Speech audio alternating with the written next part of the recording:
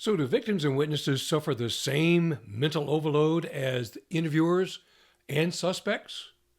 Welcome to episode 9, the A.S.K method, mastering victim witness interviews. 2 previous episodes, we talked about the phenomenon of cognitive load, and we described it a couple of ways. For the interviewer, it sabotages the thinking and listening process. For the suspect, it's to the advantage of the interviewer because now they have mutiny of the mind going on. But that same load can affect victims and witnesses, and particularly if you're still on scene, if it's a very hot issue. But that can last, that impact on them for quite some time. So the A.S.K method has 3 principles to it. Number 1, we're going to acknowledge the storm.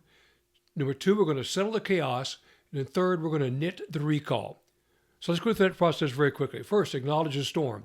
Your subject obviously has issues in the interview, but with my victim and witness, they may be going to go in a great deal of emotional storm and chaos of what they've ever been victimized of or have witnessed, or as they try to digest or absorb what has happened around them.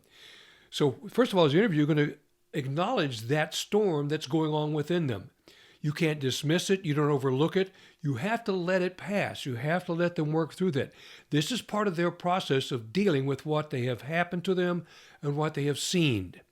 So you accept that and say, I know this has been tough.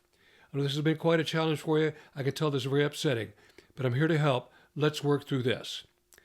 Second step is to settle the chaos. Now, what I want to do here is the person's in the fear control mechanism. Okay, so you have fight, flight, and then freeze. So if it was a very traumatic event or significant cognitively, emotionally to them, they may go into that freeze mode or that fear mode, and we need to back them out of that. So what we're going to do is to give them control back over themselves, back over the thinking, back over their emotions. One way they do that is we use singular focus. Don't try to accomplish 10, 15 interview tasks at one time. You look at one issue, one channel, one output at a time. So they're slowly regaining and recovering control.